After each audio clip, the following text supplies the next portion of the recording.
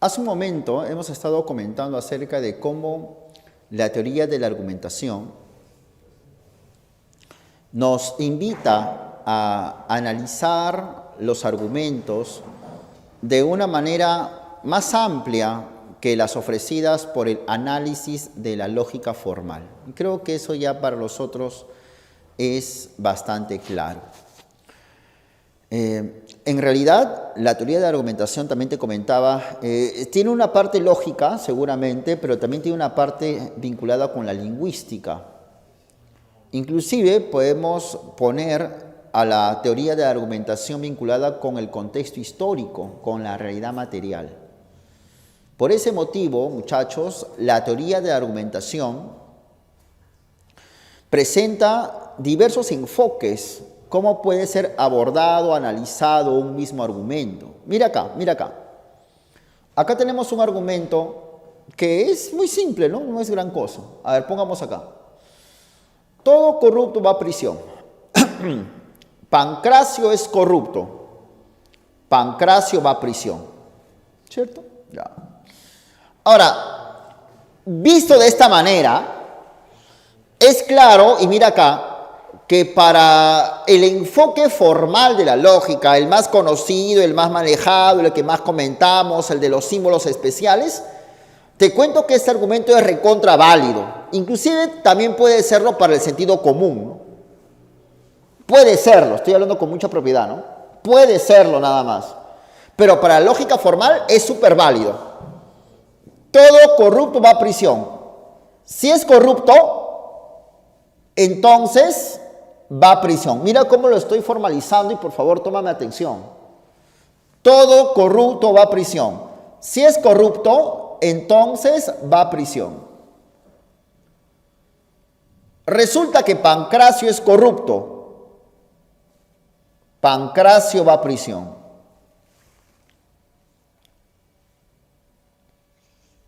Entonces, este argumento, así sencillo, de seguro, ameritaría este argumento una formalización un poco más profunda. Pero para efectos de nuestra clase no es necesario. Solamente lo quería presentar que la estructura de este argumento, la estructura formal es esto. Entonces, ¿qué es un análisis formal? Un análisis formal o un enfoque formal es cuando la lógica deja de lado el contenido, la información. No me importa quién es Pancracio, Pepe Lucho, Antonio, Jimena, Laura, María. No importa. Lo que importa es si A entonces B, A por tanto B. Entonces todo argumento que tenga esta forma siempre es válido. Siempre es válido. Por ejemplo, si es de noche, entonces baja la temperatura. Resulta que es de noche, por tanto, baja la temperatura. Acá no puede quedar así. Esto lo borramos y le ponemos B para que sea plena y completamente válido. Si estamos en Huancayo, entonces nos da soroche. Resulta que estamos en Huancayo, entonces nos da soroche. Ahora sí, esto como está es válido. El otro no. Ese sí es válido. Si el líquido hierve a 100 grados, entonces es agua. El líquido hierve a 100 grados, entonces es agua. Toda inferencia, todo argumento que presenta esta forma es súper válida. Esto coincide con esto. Todo corrupto va a prisión. Si es corrupto, va a prisión. Pancracio es corrupto, Pancracio va a prisión. Ahora, pero voy a poner otro ejemplo, ¿eh? Otro ejemplo. Mira acá.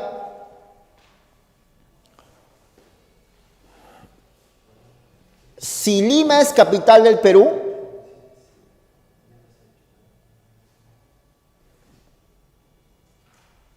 María Luisa baila reggaetón. Lima es capital del Perú. Por tanto, ¿qué? A ver, dilo. Claro. Si Lima es capital del Perú, entonces María Luisa baila reggaetón. Lima es capital del Perú. Por tanto, María Luisa baila reggaetón.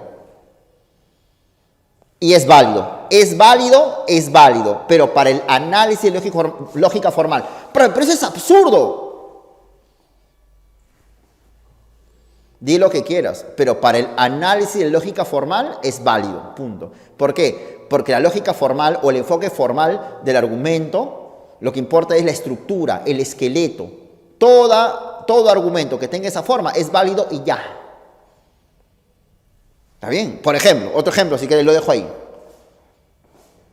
Si 2 más 2 es 5, entonces, Nicolás Maduro es el presidente de Estados Unidos.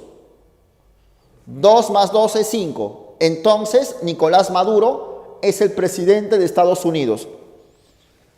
Uno puede decir, pero lo que usted está diciendo es una barbaridad. Es hasta ridículo. Sí, seguro. Pero para la lógica formal es válido. Mira, y lo voy a decir de nuevo para compararlo con la lógica material. Si 2 más 2 es 5, entonces Nicolás Maduro es presidente de Estados Unidos. Resulta que 2 más 2 es 5. Por tanto, Nicolás Maduro es presidente de Estados Unidos. Para la lógica formal es válido. Pero cuando se va al enfoque material, ahí sí tastabillea. Porque el enfoque material lo que le importa es la verificación de las proposiciones o la contrastación con los hechos. Entonces yo tengo el argumento, si 2 más 2 es 5, entonces Nicolás Maduro es presidente de Estados Unidos. Obviamente que cada proposición es falsa. 2 más 2 es 5, recontra falsa. Por tanto, Nicolás Maduro es presidente de Estados Unidos. Súper falso. Entonces el argumento no sirve para nada. No sirve para nada. Es inválido. Como acá, ¿no? Como acá. Todo corrupto va a prisión. Pancracio es corrupto, Pancracio va a prisión. Entonces, para el análisis formal, esto es válido. Pero si le ponemos el enfoque material, ahí sí tastabillea. ¿Por qué? Todo corrupto va a prisión. A ver, vamos a comprobar que todo corrupto va a prisión. No es cierto. Porque como lo sabes, y tú conoces mucho de nuestra realidad peruana, hay un montón de corruptos que nunca han pisado una cárcel. Muchísimos. Mucha gente que debe estar presa por corrupción, pero no está. Te doy uno, ya. ¿Para que quién, profe? Fácil. Los colaboradores eficaces de Odebrecht. Ellos son corruptos porque ellos son los que comieron. Ese Barata, que te hablé hace un rato sobre el caso del tío Alan, ese Barata es corrupto. Él es el que daba billete a los amigos de Alan. Pero Barata no está en prisión, Barata está en su casa, en Brasil. Creo que está en prisión, no sé, pero no está ahorita, ¿no? No está. Entonces, esta proposición es falsa, ¿ve? Falsa. Pancracio es corrupto. Ya digamos que se ha comprobado que Pancracio recibió dinero de Odebrecht. Ya. Es corrupto. Por tanto, Pancracio va a prisión. No se sabe. Puede ser que vaya o puede ser que no vaya y que sea falso. Y no va. No va porque tiene suerte, porque la gente, los jueces también pueden ser personas corruptas. Ha pagado una coima y se ha liberado de la cárcel. Entonces, el análisis material lo que nos ofrece no es el esqueleto del argumento, sino si los enunciados que concuerdan, que corresponden al argumento, tienen una concordancia con la realidad. Se puede determinar su verdad o falsedad. Pero también tenemos el enfoque pragmático. Pragma es aplicación, práctica. Y cuando uno aplica algo, aplica un conocimiento, aplica una información, se supone que si aplicamos un conocimiento lo hacemos con un propósito. Por eso es que el enfoque pragmático lo que va a buscar es que los argumentos tengan un objetivo, que puede ser persuadir a los demás, y ahí es importante el uso del buen hablar. Un abogado quiere argumentar a favor de su, obviamente, defendido. Y para ello el abogado necesita desacreditar al testigo. Entonces el abogado, comienza a decir, está el juez, los magistrados, está el fiscal, está el público, inclusive están las cámaras de televisión, ¿no? Entonces el abogado se luce y plantea una retórica. La retórica es la teoría de cómo hablar bien y la práctica misma es la oratoria. No te olvides, retórica es la teoría. Estamos en el ámbito de la teoría ahorita. La oratoria es el habla misma. Entonces, en uso de la retórica, el abogado plantea una oratoria y comienza a decir: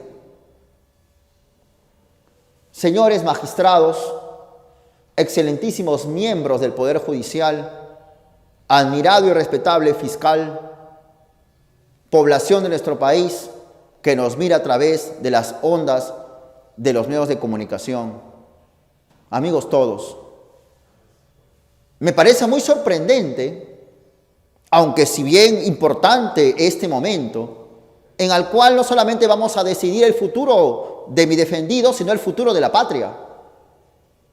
Y yo estoy muy preocupado porque nosotros estamos dándole crédito a las palabras de este sujeto, de este señor, de este testigo que viene a calumniar a mi patrocinado. ¿Y por qué? Porque es un ladrón. Porque se han visto en videos donde él está recibiendo una coima. Entonces, si nosotros somos personas probas y honestas, ¿cómo es posible, señores magistrados, con mucho respeto yo me acerco? ¿Y cómo es posible de que le demos crédito a este individuo? Si todo el mundo ha visto a nivel nacional los cerros de dinero que ha recibido, por favor, ¿en qué país vamos a estar? ¿Qué ejemplo vamos a dar a la comunidad internacional si le hacemos caso a las palabras de esta persona? Por eso, queridos amigos, compañeros todos, colegas y público presente, yo apelo a la divinidad para que ilumine nuestra conciencia y no caigamos en el oprobio de darle sentido y crédito, veracidad a las palabras de ese sujeto, porque caeríamos en una ignominia que en nuestra sociedad peruana va a ser difícil de superar. Ya está, nada más. Gracias, buenas noches, chaufa. Entonces resulta de que acá, el abogado está empleando una retórica con el propósito evidente de salvar a su patrocinado, intentando descalificar a el testigo, llamándolo ladrón. Solamente que no le dice, el ladrón, no hablar así pues. Sino él se manda con todo un discurso, una retórica. Y recuerda, la retórica es la teoría de cómo hablar bien y la oratoria es la práctica misma. Pero también, a través del discurso mismo se establece una dialéctica. Y dialéctica viene de diálogo. Pero diálogo, papito, no es una conversación sobre cualquier cosa y ya. No es así que yo opino que la limonada es deliciosa, yo opino que la limonada es fea. Ya, ese es un diálogo. No, eso no es un diálogo. En un sentido estricto, no. Eso es una conversación.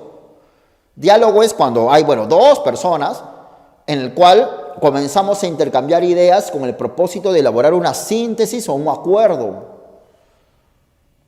Entonces resulta que bajo la cuestión pragmática se puede establecer una dialéctica y convencer a las demás personas de que Pancracio debe ir a prisión, pero no porque hablo bonito y no porque me luzco, sino porque argumento, pues. Es importante, querido auditorio, que la gente vaya a prisión o no, los que cometen corrupción. Claro, evidentemente, dice el auditorio. Entonces, si probamos, queridos amigos, que el señor Pancracio cometió delitos de corrupción, ¿tiene que ir preso o no? Efectivamente, señor, debe ir preso. Entonces, se está estableciendo un diálogo, un discurso. Pero alguien puede decir, señor, pero Pancracio es un señor padre de familia y va a dejar hijos chiquitos desamparados. Entonces, ahí comenzamos a seguir debatiendo, ¿no? Pero, ¿qué podemos hacer con esos niños, etcétera? Entonces, esa es una dialéctica. Es lo que justamente establecía filósofos como Platón, como Sócrates, sobre todo, muy famoso él, ¿no? Que a través de preguntas y respuestas, lo que hacía Sócrates no es tanto imponer una verdad, sino establecer una suerte de acuerdo, de síntesis, que Sócrates suponía que esa verdad estaba en el alma, pero no es que lo imponía, sino es que el interlocutor lo descubría de su interior. Entonces, chicos, hemos visto los enfoques acerca de los argumentos. El enfoque formal, material y pragmático. Vemos que en el enfoque formal se emplea las leyes rigurosas de la lógica. En el enfoque material, lo que importa es la concordancia, ¿no es cierto o no? La concordancia con la realidad. Y bajo el enfoque pragmático se puede establecer un objetivo retórico, que es el buscar persuadir a los demás, o un enfoque dialéctico, donde a través de un diálogo, y recuerda que diálogo no es una conversación para nada, sino un establecimiento de intercambio de ideas, si quieres, pero no con el propósito nada más de decir, bueno, cada uno con sus ideas y ya, no, sino de lograr un acuerdo con el auditorio, una síntesis. ¿Está bien? Eso es importante tener en cuenta. Ahora bien, dentro de la teoría de la argumentación, no solamente presentamos los enfoques acerca de los argumentos, sino también tenemos que plantear un análisis riguroso de los argumentos. Cómo los argumentos pueden ser analizados. Aunque claro, ya los enfoques que hemos propuesto acá nos están dando la idea de cómo los argumentos se van analizando. Ahora, pongamos un ejemplo de análisis de argumentos. Los famosos entinemas. Argumentos bien curiosos que ya fueron vistos inclusive por Aristóteles. Por ejemplo, si yo digo, todo hombre es mortal, Pepe Lucho es hombre, por tanto, Pepe Lucho es mortal. ¿No es cierto? O como acá, mira acá, todo corrupto va a prisión. Pancracio es corrupto, Pancracio va a prisión. Es evidente que ese argumento bajo el análisis formal de la lógica es válido, pues ya eso lo hemos hablado bastante, pues. Pero ¿qué pasaría, estimado compañero, si solamente digo así, mira, todo corrupto va a prisión, Pancracio va a prisión? Así nomás. Olvídate. Todo corrupto va a prisión. Por tanto, Pancracio va a prisión. Así como está. Todo corrupto va a prisión. Por tanto, Pancracio va a prisión. ¿Es válido o no? No, no es válido. Es como que faltaría algo para que sea válido. Falta un enlace. Como acá, mira. Todo hombre es mortal. Sócrates es mortal. Ya, para ti va a ser válido seguro. Válido. Esa sí es válido. ¿Por qué? Porque tú implícitamente sabes que Sócrates es hombre, pero tú no sabes que Pancracio es corrupto. Aún no lo sabías. Todo corrupto va a la cárcel. Pancracio es corrupto. Pancracio va a la cárcel. Ya, ese es válido. Todo corrupto va a la cárcel. Pancracio va a la cárcel. No puedes decir que Pancracio es corrupto. No puedes decir. Porque no sabes, pues. Son entinemas. Este caso, claramente este entinema esconde la premisa de que Sócrates es hombre o no. Si todo hombre es mortal, entonces Sócrates es mortal. Acá falta una premisa y acá sí está explícito. Este es un entinema, este de acá. Un entinema, muchachón, es lo que Aristóteles llama un silogismo truncado. Yo me acuerdo que en nuestra clase de lógica, nuestra primera clase de lógica, hablamos un poco de los silogismos. Los silogismos son argumentos que tienen dos premisas y que son deductivos a la vez. Son argumentos deductivos de dos premisas. Por ejemplo, este es un silogismo. Y claramente ese silogismo al menos es válido. Pero, resulta que ¿qué pasaría si en este silogismo le quitamos una premisa? Mira acá, compara más, compara. Le hemos quitado claramente esta premisa, ¿no? ¿No es cierto o no? Entonces, este es un entinema. Entonces, un entinema parte de sostener que, por ejemplo, tengo el silogismo A, entonces B. A, por tanto B. A partir de ese silogismo, inferencia deductiva de dos premisas, yo quizás borro A. Borro una premisa. Y me queda solamente A, entonces B, por tanto B. Es así como está, es un entinema. Un entinema es un silogismo que le falta una premisa. O que la premisa está implícita, está sobreentendida. El problema está justamente cómo la gente sobreentiende esa premisa. Pues. ¿Cómo lo sobreentiende? Entonces, acá estoy muy seguro que muchos de nosotros sobreentendemos que la premisa que falta es que Sócrates es hombre. Seguro.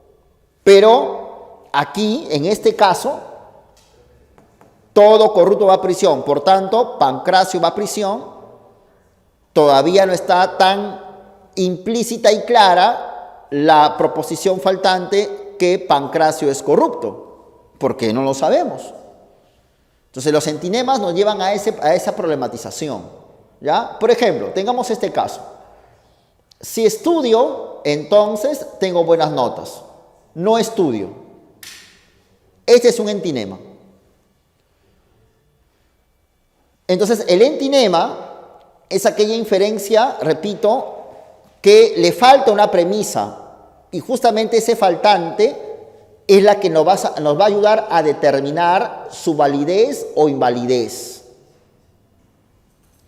Entonces, supongamos, mira acá, que ante este entinema yo le he agregado esta premisa. Si estudio, tengo buenas notas. No estudio. Date cuenta que esta premisa 1 es esta, ¿no? Si estudio, tengo buenas notas. Entonces, a esta premisa yo le agregué esta 2. No tengo buenas notas, no estudio. Entonces, en este caso, así como está, así como lo hemos hecho, este entinema, al ser agregada esta premisa, se vuelve válida. Claro, si estudio, entonces tengo buenas notas. No tengo buenas notas, no estudio. Pero ¿qué pasaría si ahora a este entinema le agrego esta premisa? Y mira la diferencia. Acá agregué no tengo buenas notas. Y gracias a que agregué no tengo buenas notas, entonces sale válido.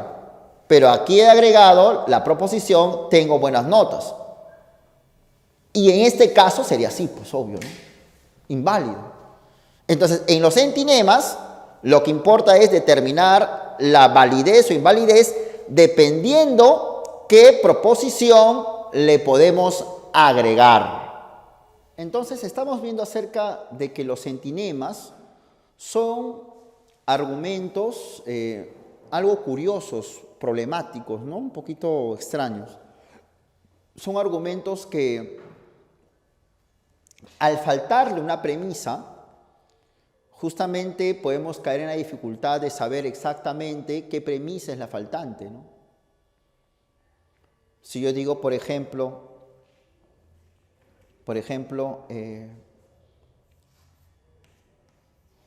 si es diciembre, entonces festejamos Navidad.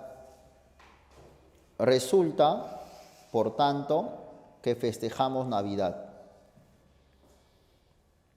Obviamente que en este entinema es clara la premisa quizás implícita, ¿no? La premisa escondida. Y en este caso la premisa escondida es que es diciembre justamente, ¿no? Si es diciembre, festejamos Navidad. Entonces festejamos Navidad. Hay una premisa implícita faltante, la premisa de que es diciembre. ¿No es cierto o no? Pero si por ejemplo yo digo,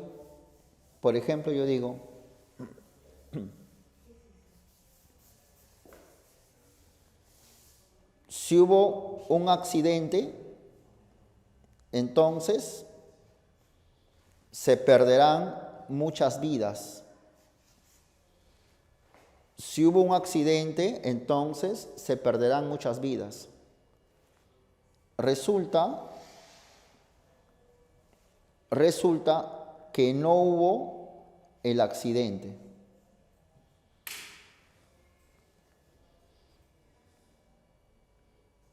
Si hubo un accidente, entonces se perderán muchas vidas. Resulta que no hubo el accidente.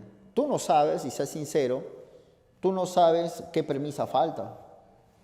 Puede ser que tú digas que la premisa faltante es si hubo un accidente, entonces se perderán muchas vidas. Digamos que la premisa faltante para ti es no se perdieron muchas vidas. En ese caso, el silogismo ya resultante y completo es válido. Pero, si tú pones acá, si hubo un accidente, entonces se perderán muchas vidas. Se perderán muchas vidas. No hubo un accidente. Obviamente que en este caso es inválido. O sea, la validez o invalidez de un argumento que es entinema depende justamente de la premisa implícita que tienes el deber de poner cuál es, de saber cuál es. Esa es una manera de ofrecer un análisis del argumento, y en este caso este análisis está enfocado en la cuestión formal. Pero también, repito, podemos analizar los argumentos bajo el punto de vista material, viendo las proposiciones si son verdaderas o falsas. O también podemos dar cuenta de que para qué nos sirve el argumento. ¿El argumento realmente convenció a la gente o no convenció? Y si convenció, no importa cómo, quizás por mi retórica, porque hablo bonito, ¿no? Convencí a la gente, pues, lo logré, soy un buen retórico. Entonces, por consiguiente, ahí podemos decir que el argumento es válido porque convenció a la gente. Y no es válido si no convence a nadie.